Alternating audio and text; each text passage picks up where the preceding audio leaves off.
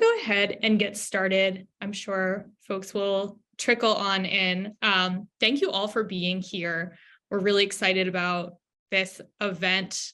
This is Pitch Perfect, How to Sell Your Story to an Editor, featuring Heidi Kyser, editor of Desert Companion magazine here in Southern Nevada, and Peter Rubin, head of publishing at Automatic.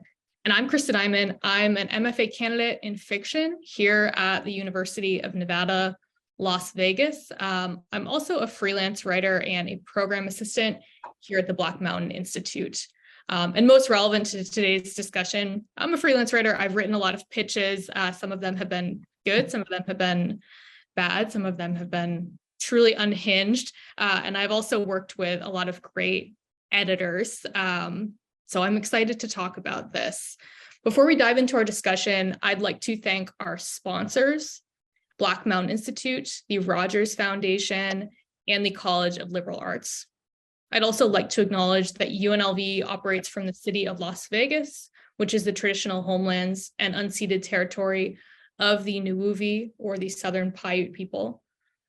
We encourage everyone in this space to engage in shared stewardship of the land, continue learning about the indigenous peoples who work and live and are still living on this land since time immemorial, including the Las Vegas Paiute tribe and the Muapa Band of Paiutes, and about historical and present realities of colonialism.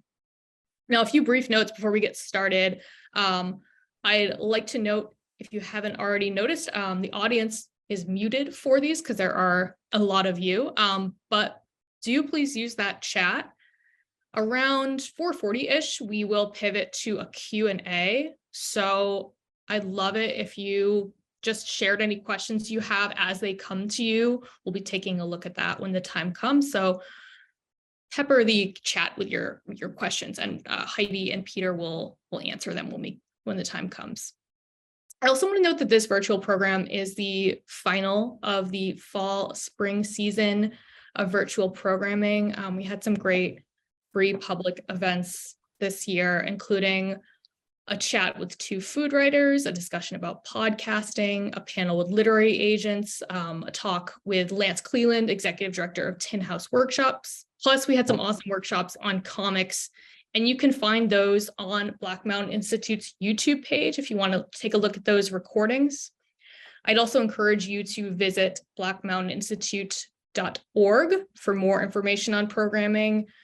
You can sign up for our newsletter there so that you can be the first to hear about next fall's virtual and in-person programming. The in-person programming is here in Las Vegas, but we'll keep doing these virtual events for everybody that's all around the world.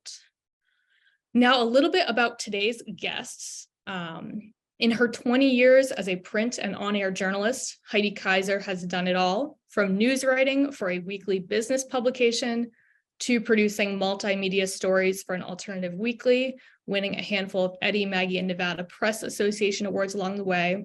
She got into journalism after leaving academia to pursue a more pedestrian form of research and writing, but managed to lock down a master's degree from Harvard on her way out.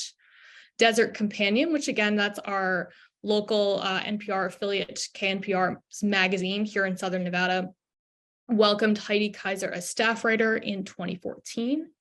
In 2018, she was promoted to senior writer and producer, working for both DC and state of Nevada. She produced KNPR's first podcast, the Edward R. Murrow Regional Award-winning Native Nevada, in 2020. And the following year, she returned her focus full-time to Desert Companion, becoming deputy editor.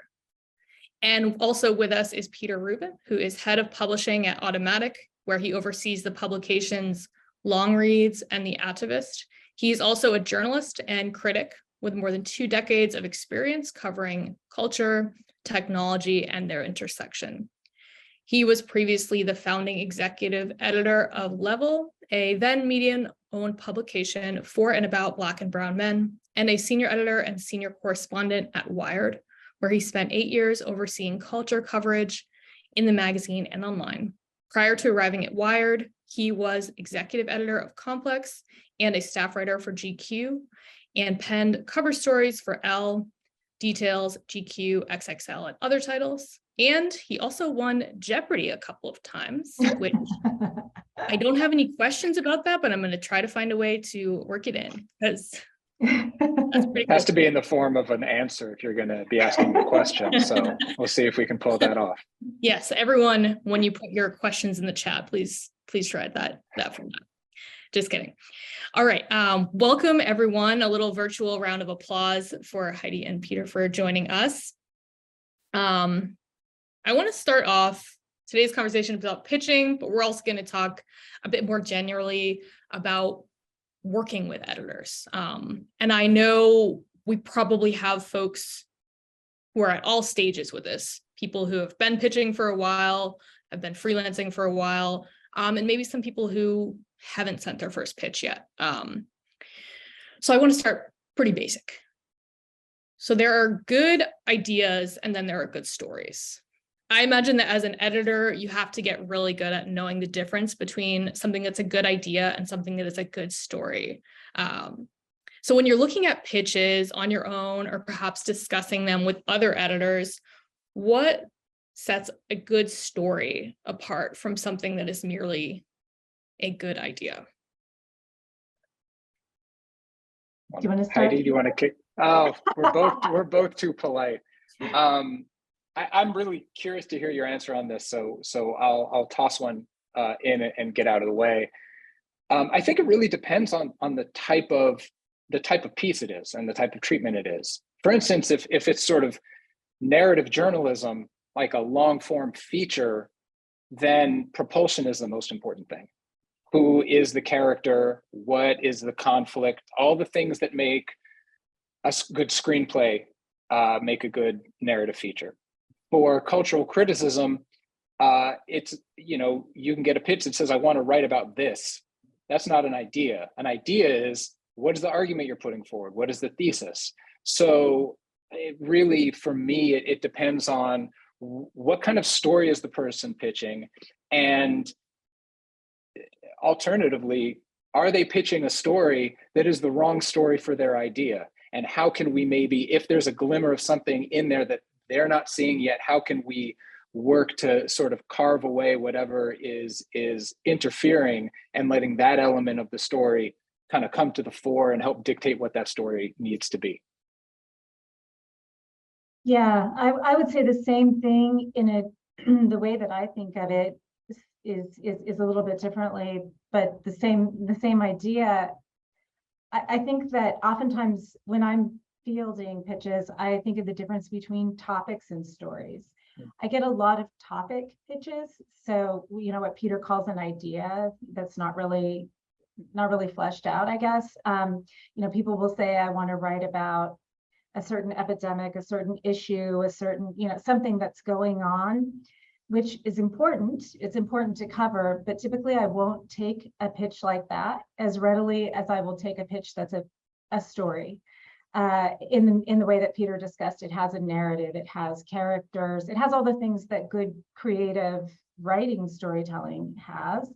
But then, you have to bring the journalism behind that. But a story has a narrative arc, it has characters, it has themes, and allows you to bring in those issues, pardon me, and topics that you want to address, but to do so in a way that's going to be more relatable to the reader. Readers want to read stories about the things that happen to other people much more than they want to read technical or scientific or, dry sort of theses on a subject that just pile a lot of research in.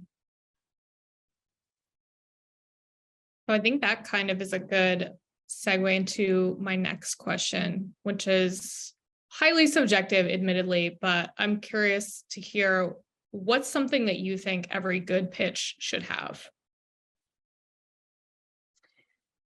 I think that every good pitch should have a specific appeal to the outlet to which it is being pitched.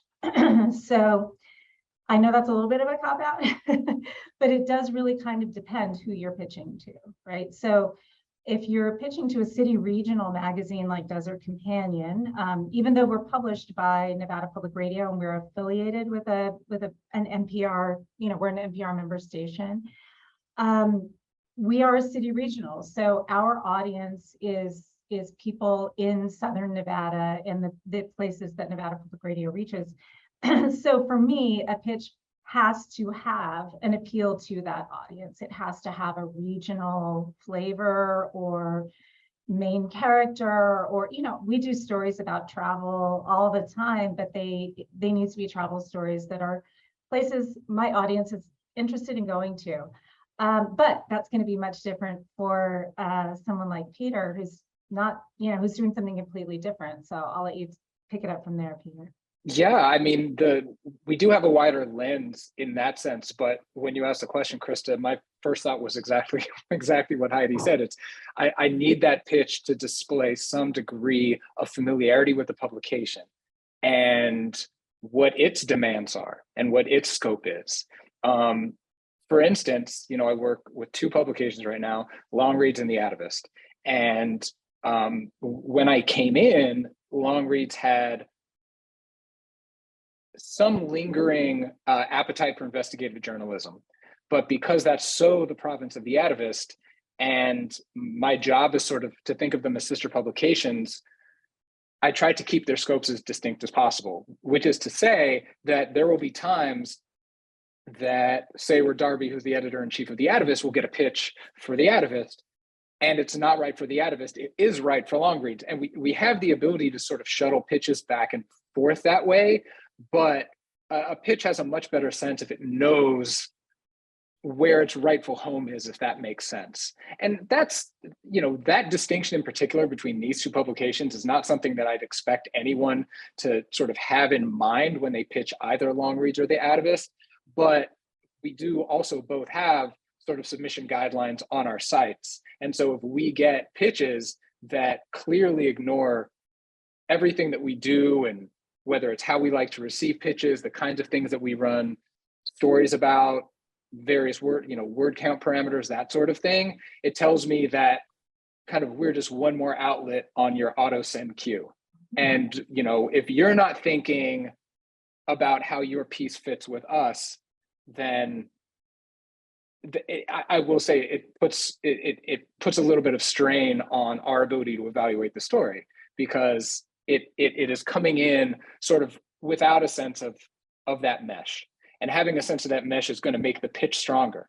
And, you know, in the days where kids can fire off a college application to, I don't know, a dozen places with a single button, writers have that ability as well. But I think it rarely, if ever, works in service of placing that pitch, because that pitch really needs to be a marriage between the idea, the story, the writer, and the outlet.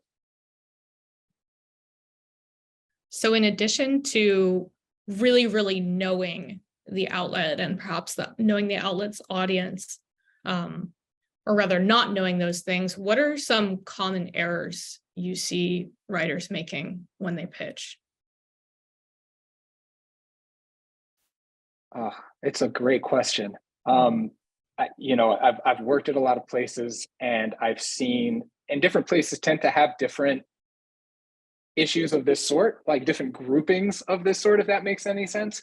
And so I'm trying to think of a good universal. And I guess what I would say is, what I see more often than not are pitches that stop at the topic or stop at the idea and really don't go far enough to exhibit. There's this sort of trifecta of things that I think a good pitch needs. One is the angle, the other is the expertise, and the third is, and this works obviously much more for reported pieces than for criticism, but it can happen in criticism, and that is a degree of pre-reporting. Not the whole thing, but if you're going to pitch a story, have some sense that you have some of the access that you're going to need to pull that story off. I've had people pitch stories, and this is not exactly right, but an example of what I'm talking about is, I'd like to profile Beyonce. I'm like, I mean, dozens of journalists would like to profile Beyonce. How would that happen? So that's the caricature version of the phenomenon I'm talking about. But I think for me, it's less a kind of a single pitfall than it is a failure to demonstrate kind of this triad. Yeah, I agree. I think that a common mistake, it's not really a mistake. I mean, mistakes are sort of like, they say, you know, dear Heather, or they call my publication by the wrong name. You know, you get that stuff a lot. I get that a lot. Yeah, I get a so lot of calls. I get a lot of calls. Those are, you know, you just weren't super careful in personalizing your pitch. And, you know, obviously it's going out to a lot of people. But one thing that I see that I did want to mention, it's not so much a mistake as I just see a lot of personal essay pitches lately. And kind of to Peter's point, I think that that is unlikely to appeal to me unless I can see that there's going to be some reporting behind it. And not that, I mean, commentary is great and we welcome it. We welcome first person, but anything that we're going, you know, we're a journalism publication, anything that we're going to publish is going to have, it's going to have a little bit of pre-reporting. It's going to have to be fleshed out in terms of sourcing and interview and, you know, those kinds of things. So while I honor everyone's ideas, and I'm honestly interested in hearing your ideas and your thoughts on things, it just doesn't serve our audience if there's not going to be some reporting going into it as well. So it is pretty common that people forget to include that. This is an interesting point, actually, because Longreads has a long history of being a home for personal essay, and it's certainly a thread of the original work that we publish. So it's by no means you know, it's not a deal breaker to pitch us a personal essay. What is a deal breaker is a personal essay that has no point of view, that has no real story, is just I think it's very easy to fall into cliche, and this is probably a whole other pitch session conversation, right? Is how do you sell a personal essay? And so I don't want to bog things down, but it's interesting. You know, I think this falls under knowledge of the publication. Obviously, you'd know if a place ran personal essay or not, and if it does, read what they've written in that field to see kind of a sense of the kind of thing. You know, Longreads ran a piece of Krista's last year that was phenomenal, and in fact is currently in print in Adventure Journal. It was so good that they licensed it from us, and that was a personal essay that had ballast and voice and POV, and it was all the things that you want from that form, but that is certainly not the default personal essay pitch that comes in. Yeah, I feel like that genre has changed. And also thank you for the compliment. I feel like that genre has changed so much, and you're correct. That is a completely separate and much longer conversation that could be had about how the personal essay has changed over the years from, you know, kind of this era where people were kind of trauma dumping with sites like, I'm not going to call anyone out. But anyway, yeah, separate conversation. You've kind of already touched on this, but I'm curious just to see like a peek into what your process of evaluating pitches looks like. So from that moment, you get that in your inbox, you know, from opening it to looking at it. What does that kind of look like for you? Well, I'm still a reporter at heart, so I will actually, one of the first things I will do is kind of, if I'm interested in a pitch and it sort of fits our criteria, is I'll actually report it a little bit. I'll kind of research it, and then I talk to my team a lot about things. If I think something is interesting and worthwhile, my second step is usually to run it by my assistant editor, the other, you know, people in the newsroom here, see where it might fit in our editorial calendar and the issues we have coming up, see if we have space for it somewhere. But yeah, I will actually report on the pitches I get a little bit, call some people. Is this really true? We use a similar kind of process, though. I don't get the shoe leather out as readily as Heidi does. But on both of the publications that are owned by Automatic, nothing gets greenlit in a vacuum. So at the Atavist, say we're the editor-in-chief, the articles editor, and I will have twice monthly pitch calls. We'll just circulate a sheaf of pitches and go through them one at a time. And that's basically a triage. It's what's a definite no, what is kind of a yellow, but we need more information and we need to go back to the writer, what feels like a slam dunk green. Those are very, very, very rare. On long reads, we share and discuss these on kind of an intranet site. Like at work, we have kind of a separate series of blogs where we do a lot of our collaborative work, which is a really strange thing to try to explain to people. If this could happen in Slack or over email or in a live call, but we do it in this sort of blog-like format because Automatic is the company that owns WordPress.com, and so it has this long history of blogging. Digression done. But for every pitch, generally an editor will, me included, will kind of look at it, assess it as best we can, do some research on our own, and then we bring it to the group.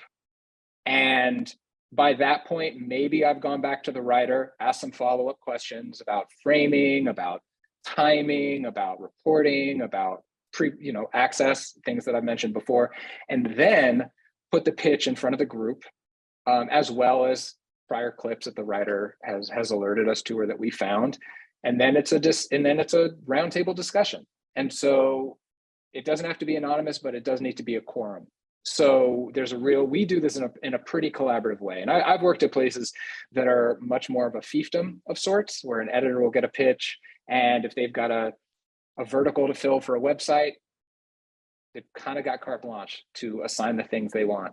The evaluation process is pretty still universal. I would say when I was assigning a piece at Wired, I had much the same process for assessing a pitch as I did at Complex, as I do at Long Reads. But what happens after the fact and what that second order of discussion is very different from outlet to outlet. Mm-hmm. Yeah, I will definitely talk to a writer. If I have a pitch for a longer piece, I will definitely call a writer first before taking it to the rest of the group and ask them to talk me through it, answer some questions about it, and sort of get a sense for where they're going with it beyond what's in the pitch itself. Yeah. That's really, I'm still thinking about what you said, Heidi, about kind of starting to do that reporting on your own. That's really interesting. So I don't know if either of you have dealt with this too much, but I wanted to ask this question because I know that a lot of people are pitching work that is literary, personal essays, things like that. And there are some publications that will want to see a pitch. And then if they want to move forward with that pitch, they'll want to work with the writer on that draft. And then there are some publications that will want to see a draft. You can't just pitch, you have to actually write and send a draft. I'm curious what your personal preference is on that as an editor and what your reasoning is behind that. Well, since Long Reads accepts personal essays and we have sort of different levels of expectation for each kind of story that we publish, I can take this first. And that is for personal essays. Unfortunately, that's on spec. We will almost never assign a personal essay based on a pitch because too much is dependent upon the execution.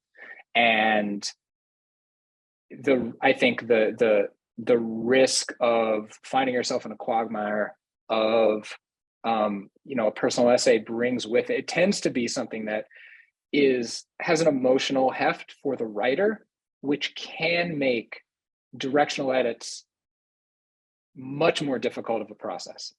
And so having at least a starting point to go off is pretty much a requirement for us to consider a personal essay. For all other forms, criticism, reported work, I like to start with a pitch. It's very, very difficult to ask in today's marketplace. The unfortunate reality that we haven't gotten to yet is that the going rate for various pieces is either unchanged or in some cases less than it was even 20 years ago.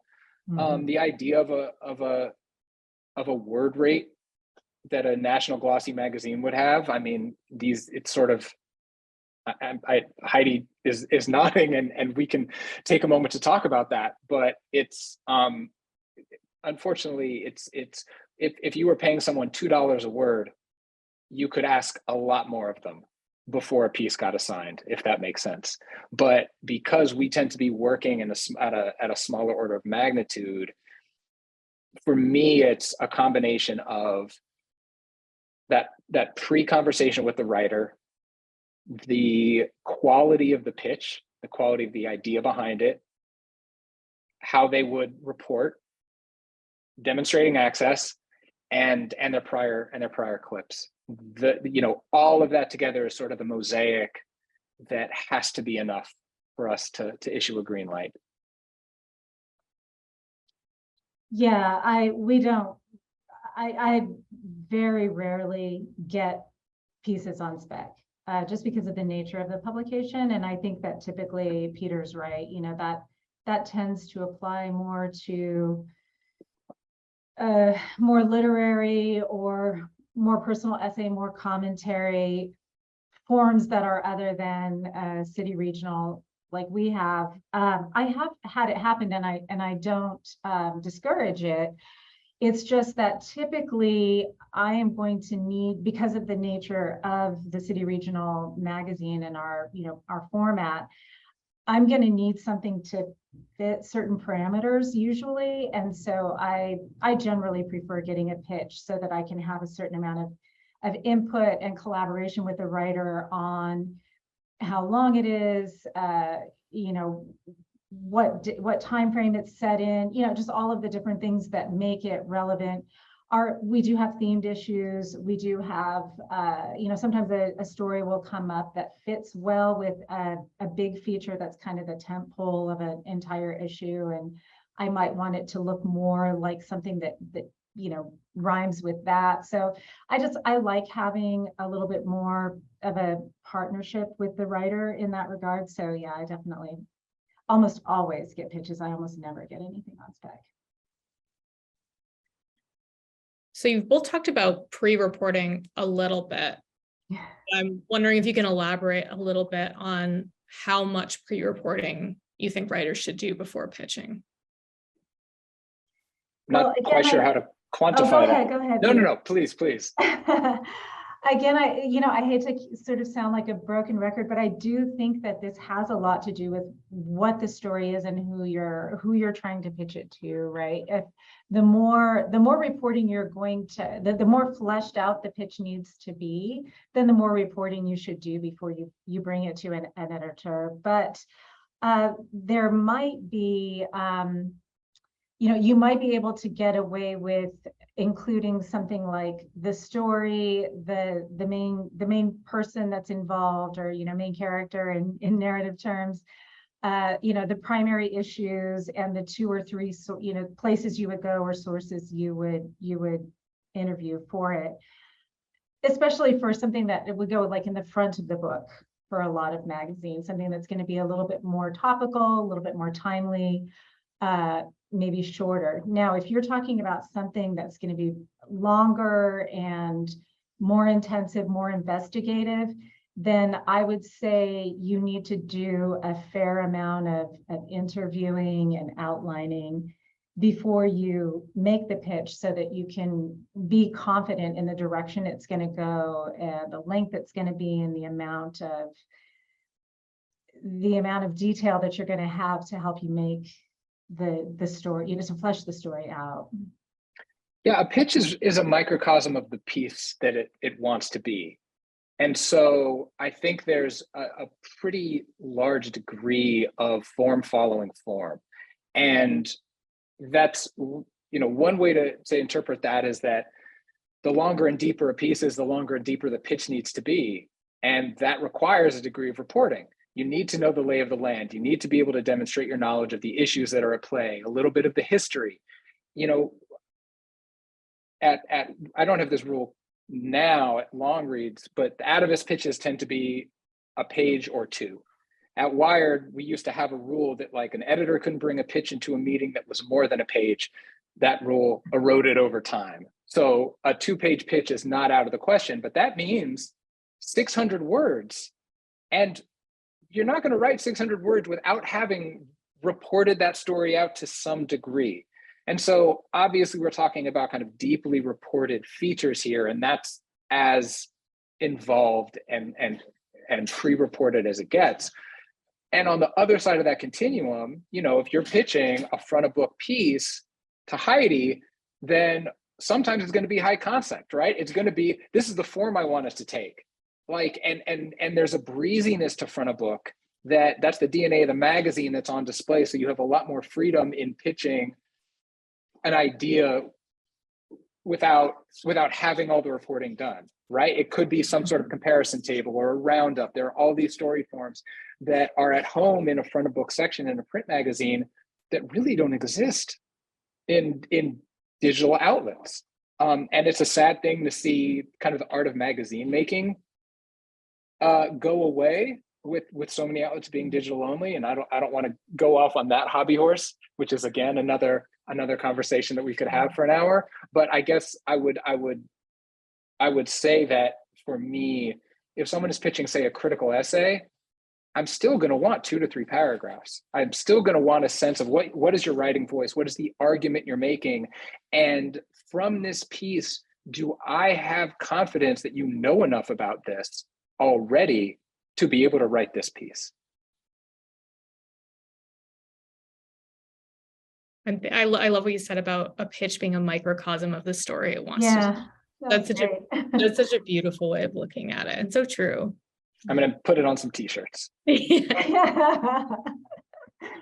So we've talked about pitching. So once the writer sends the pitch out to the world, out to you, when can they realistically expect a response? And when, and I'm asking this because I've had this conversation with so many freelancers, just like texting, like, oh, do you think I should follow up? When is it acceptable to follow up? And when should they take no response as a no, thank you, please move on to another publication? I'm really terrible at this. It's complicated somewhat by the fact that my job is not strictly editing, right? I mean, there are enough sort of facets to my job where I'm not as present and I'm not as on top of my pitches as I could be, or as my colleagues are who are editors at Wired. At Long Reads. One difference is I tend not to get pitches sent directly to me unless I have either reached out to that writer soliciting ideas or we've worked together before. The vast majority of our pitches come into a pitch inbox. And so there's a triage that happens. And so when things go through that box, we do try to have editors going through, and if they're going to be dismissing something out of hand or rejecting it out of hand, they try to, at least, unless it's spam, we try to respond to everything. If something comes directly to me, I would say 2 weeks. To answer your original question, and I apologize for taking so long to get to that, I would say 2 weeks is a reasonable time to follow up with me. Not hearing back doesn't necessarily mean no thank you, but it does mean that I'm busy enough and don't want to hold you up that you should definitely be submitting this simultaneously in one way or another. I don't want you to be hung up waiting for my schedule. That feels very unfair. And I'm sure I've lost out on some great pieces that way, but it's the unfortunate reality of time being a scarce resource.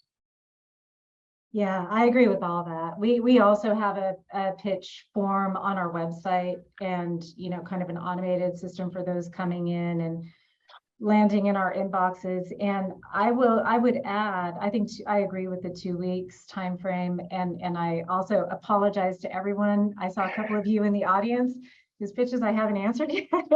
I do apologize for being so slow. Like Peter and all other editors, I think I'm sometimes overwhelmed, especially during when we're going through a production process. But I will add that if it's a hard no, I am more likely to let you know that immediately. And I think that that may be true of some of the other editors that I've spoken to as well. Because it's actually easier when you see it, for me at least, when I see a pitch come in and I know it's not a good fit, it's fairly easy for me to respond to that person and say, thank you so much. I think I'm going to have to pass on this right now because we don't have the right fit for it. If you don't get that, then it means that it's being held somewhere for further consideration. It doesn't necessarily mean it's going to get accepted. But I think, yeah, probably about 2 weeks is the right time to follow up on that. Yeah, limbo is the most uncomfortable place for a writer to be. And unfortunately, like, the realities of the job mean that they're there, like, not through our, like, we don't want to keep people on the hook. Yeah. It's just an unfortunate, it's not a necessary evil, it's just an unfortunate kind of manifestation of how things work. When you're closing an issue, it's impossible to get a moment. There are all kinds of reasons, and I would love to have the luxury to spend a day, responding to pitches and clearing out my queue, but that's a rare thing. I also, I would imagine you share this sentiment, Peter, that I wish I could accept a lot more pitches than I do. And I find myself saying no to things and feeling genuinely sorry about it because we just don't have enough room for all the great, or enough budget, frankly, for all the great ideas. I get so many great pitches that I wish I could take, and I, just don't have room for them. Yep. We don't have the real estate issue, but we do have the budget. I think everybody has the budget one. And what that means is that some really interesting sounding pieces just are as bloodless as it sounds to talk about, like, return on investment. There are some things that are just so expensive to make and pay for. And as much as I'd love to read it somewhere, I can't, we can't pay for it. So that's another element as well. And it's really tough to have to say no to something because you can't afford the piece. But there are some pieces that are just, really, really high production. Yeah. And though sorry to go completely off script, Krista, though it is also, it's not as profitable for the writer, but one way of developing a relationship with an editor is to maybe start by pitching some of the smaller things that we have need for on a constant, ongoing basis. For instance, in city regional writing, we do a lot of service stories. We do a lot of, 20 best this, or great places to go for that.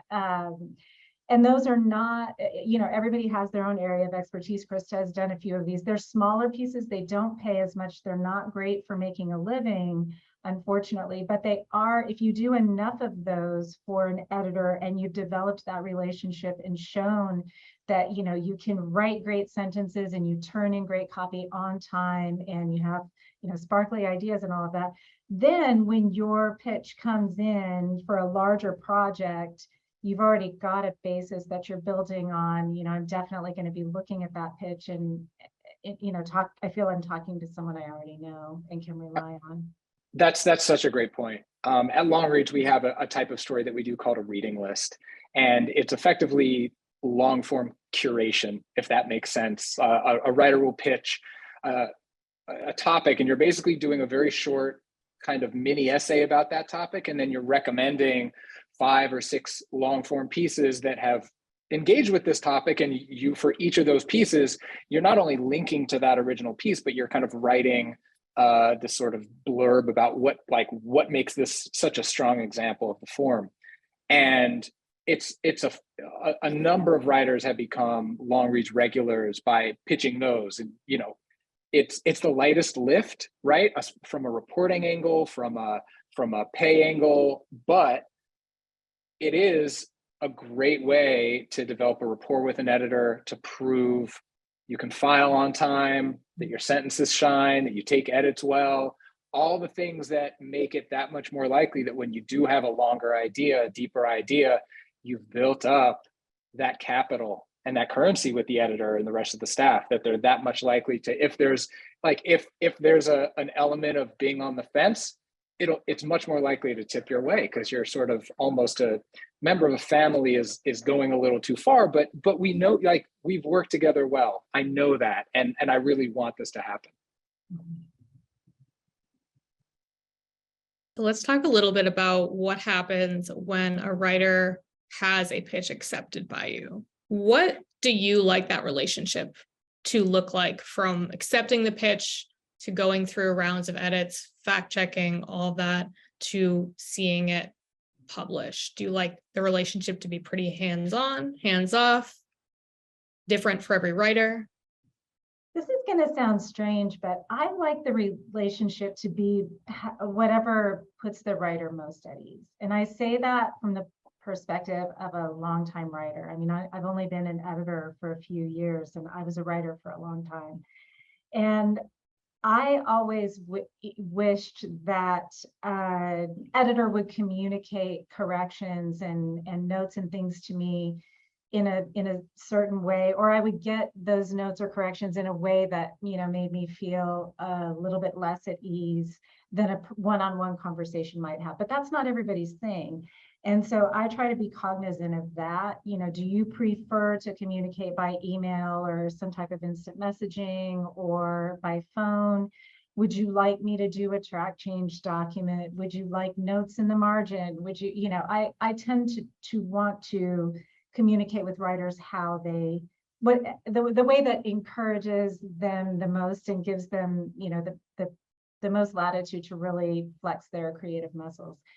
That said, I do personally like to talk to people viva voce at least once, and preferably 2 or 3 times during the process, just to check in and see how it's going. And I do find that to be a struggle more and more, finding writers who will actually have live conversations with me on the phone. I don't know how that's been for you, Peter, but Yeah, I mean, I think that's definitely kind of standard practice for Atavist stories. And because I'm never the lead editor, I tend to do kind of back reads and top edits on that stuff. But for the assigning editor on Atavist, they publish 1 story a month, right? And it's always incredibly deep and incredibly narrative, and it is nothing but writer relations, right? Because the reporting takes them to some, not all over the world, sure, but also to some difficult places sometimes, depending on if it's a crime story. And there's a lot of, with longer features, the editor-writer relationship takes on a degree of, there could be a therapeutic aspect to it, right? You're there, the editor is there as a cheerleader and as a receptacle for venting or hearing fears and insecurities, or talking through dilemmas. There's all sorts of things that can come up, but that really is, to me, in my experience, that's really a hallmark of the long reported feature. It is rare, I think, to green light criticism or a reported essay, or even like a profile that necessitates that sort of ongoing, like, constant correspondence. What I tell writers is, we determine what the file data is going to be, and I say, if you get stuck, if you freak out, if you have questions, if you don't think your lead is working but you haven't written the whole piece, I'm here. Like, I want to hear from you. I want us to be able to talk through things that are bothering you, but I'm going to leave that up to you. I'm not going to check in unless you're late to file, right? And then when the piece is in, I tend to get a little bit more,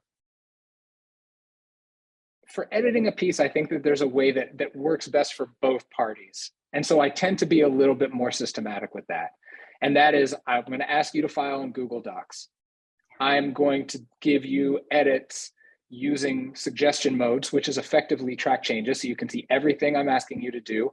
I'll also put comments and notes in, and sometimes there will be an edit brief in all caps before we get to the draft. like it, and you can get it, and it could look like a sea of red. It looked like green when I was doing it, so that's fine. But I also know that feeling of opening, like of loving a draft that you send off and then getting the edit back, and the email is the compliment sandwich. The email is, oh my God.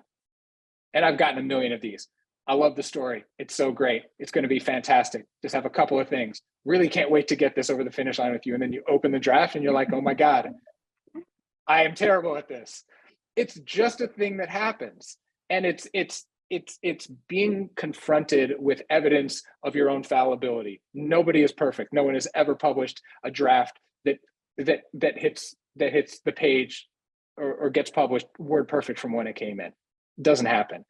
But it's still a blow to the psyche. So I try whenever possible as an editor to frame everything as generously and as positively as I can.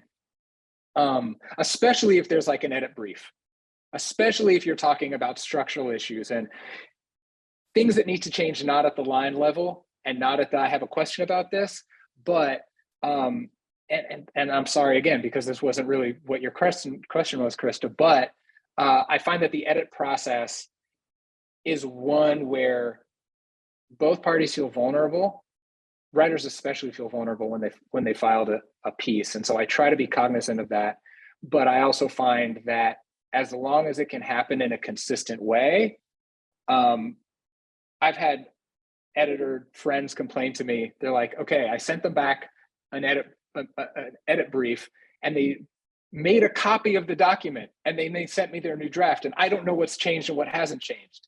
That's like version control is a really difficult thing to lose the handle on. And it's, you know, that to me is a pet peeve. So which is why I've moved to Google Docs, and it's just the easiest way to kind of watch a piece evolve and be able to say, didn't I say something about this? Oh, I can go back and see the comment I originally made. Microsoft Word is no longer the coin of the realm that it once was. And so there are a lot of ways that I think an edit process can go off the rails. And so I just try to keep it on the rails in that regard as much as I can, so that the communication can be as consistent as possible, and that the story can not get sidetracked by trying to figure out what happened to this or that element of the edit. Yeah, I'm also a fan of Google Docs. And I will, but again, you know, back to my original point, I'll use Google Docs, I'll use Word, I'll use, you know, Teams, whatever people want to use, I'm okay with it. But I will also, if a story needs major structural changes, I will send the whole thing back to the writer with nothing written on it and talk to them and say, here are all the things that I like. Here are the things that I think are missing, and give them a chance to bring me back to send back a second draft. And I think that that's one way of saving us both some time, kind of going back to Peter's point about, you know, we're both sort of vulnerable, right? And taking some risks here. I want to give them a second chance to take that shot at it and say, yeah, I see what you mean. You know, now that I look at it, you're right, that is missing. And I think of all the times as a writer when an editor would make a comment and I would think, oh, you know, I know that. Why didn't I think of that? You know, yeah. So sometimes I think it's also nice to give the writer a chance to sort of take that second run at it, and then I'll really go in and start, you know, making a lot of the comments. But I think the overarching thing of what both Peter and I are saying is that I prefer it to be a collaborative process. You know, the image I always have in my mind, regardless of where someone is when I'm working with them, is that we're sitting together, you know, beside each other, looking at the piece together and working on the piece together to make it better. And, you know, ultimately they're going to have to bring it over the finish line and put their name on it. But I really do like it to feel like more of a collaborative process than one that's, you know, sort of hierarchical or, you know, too structured, boss, employee. Yeah, I think that's a great point. So I'm going to pivot to the Q&A now, because I see we've got lots of great questions that just popped up in the chat. And I want to start with this really excellent question from Umnia. I hope that I'm pronouncing your name correctly, and I apologize if I'm not. This is a great question. What is the percentage of pitches accepted by new writers versus accepting the work of bona fide writers with a name that will draw readers? Is that a thing? I'll let Peter take that one because I don't get that probably as much as he does. That's a really, really good question. I will say, I am always delighted to work with new writers if the pitch is strong, right? Like to me, which is not to say that, you know, if you get a pitch from a hero of yours, of course you're excited to work with them, right? If you get a pitch from somebody who, and this is eroded somewhat recently, where social platform doesn't mean as much as it once did. Book publishers, like if you've got a proposal that you're putting together, they want to know what your social following is. That's an unfortunate reality that has taken more and more primacy over the years. But I honestly think that we are past its peak, thankfully. And so the size of a writer's audience does not matter to me in the slightest. The burden of promotion and distribution falls to the outlet, not to the writer. And so I don't think it should depend on the writer's prominence to give a piece any intrinsic worth that it wouldn't have had otherwise. That's a fallacy to me. But a quote bona fide writer with a name that will draw readers often is because that person is really good at what they do. There are exceptions to that rule, but there's also the possibility that big name writer comes in with a pitch that they can do in their sleep, right? It's super polished, it's buttoned down, they know exactly how to do this kind of story, all the things that make it an easy process. So they have some advantages that are a product of their experience and authority in this, but it doesn't make a new writer's pitch any less viable. Yeah, I agree. I like writing. I truly enjoy working with new writers. Yep. So we have a question from Emma. I know you mentioned that you get a lot of pitches for personal essays. Would you mind speaking to the kinds of reported pieces that you might be interested in receiving at the moment, or reported pieces that you are seeing a lack of? The things that I'm seeing a lack of are the sort of difficult topics that, you know, sort of boring when you think of them in terms of topic, but education, environment, healthcare. I get a lot of pitches for food and beverage, travel, and sort of profile-y, personality-based stories. But I would like to get more stories, and they can be, you know, they're completely fungible in terms of form and length and all of that. But I would like to see more pitches about more stories about people that are related to those subject areas that are a little bit tougher and you know, frankly, sometimes discouraging to cover right now. I know that they're hard, they're not as much fun, but they do such a great service to the reader. My favorite kind of reported story is I had no idea that this community or subculture existed, let alone that there was this incredibly compulsively readable thing that tore this community / subculture apart. You give me the combination of like novelty and stakes, and I realize how archetypally I'm framing this, right? But like, I'm a sucker for that kind of thing. When I find that anything that is a giant firestorm of controversy among a very few people and no one on the outside sees the big deal at all, there's a subreddit called Hobby Drama, and it details a lot of these sorts of stories. I love those. I love hobby drama. It doesn't mean that every type of story like that is the kind of thing that we would run, but it's what I'm seeing a lack of in pitches, that's for sure. And good arts writing, like good arts writing that feels timely and current and and thetical, meaning it's thesis driven, and isn't just appreciating something. If you're going to appreciate something and you want to write about it, do it in a really surprising and from a surprising angle or an imaginative approach. Yeah, I wish that I too wish that I saw more arts and food that were thinky, less review and more criticism in the capital C, style of criticism. And that's some of my favorite stuff to assign and to edit. And I'm constantly pushing to see more of it. What I find is that we'll put out a call for pitches at long reads, and it'll say like what every editor is really looking for.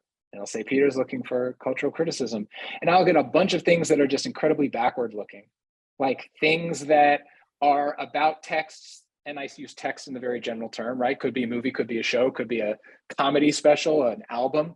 But the things that are 7 years old, and why are we reassessing this now? If there's not a reason for me to want to read it now, then there's not a reason for us to run it now. And so I think which is very different from wanting something newsy. That's not what I mean at all. So it's like, I think that sweet spot is to make you think differently about a thing that's sort of in the zeitgeist, but isn't release driven. It's not a movie that's out this week. It's a trend that's happening. I really like constellative pieces. Like, take 5 things and give me a thesis that derives from those 5 things, this common thread that no one has thought to isolate or name. Mm-hmm. So on the other side of the coin, what kinds of personal essays do you wish you saw more of? That comes from Billy. Well, I like personal essays that reveal, and for anyone in the audience who doesn't know, Desert Companion is based in Las Vegas. So I truly like personal essays that first are somewhat reported. So I don't mean to conflate it with a reported essay, but there's some living and some thinking and reading and researching that's going into this. And then they reveal something about the nature of the community that is counter to the prevailing narrative. And the prevailing narrative might not be what people who don't live in Las Vegas think it is. There are a lot of stereotypes, even that we have as locals, about ourselves. And I really like reading about, I like reading about people's experiences that just completely fly in the face of all of those assumptions and sort of disappointments, I think, that we're that we're commonly hearing about ourselves. Yeah, I think for me, I find it easier to describe it by what it's not, which is a moment in time personal essays. I don't want an essay about a single episode. I don't want an essay about this afternoon where this crazy thing happened to you.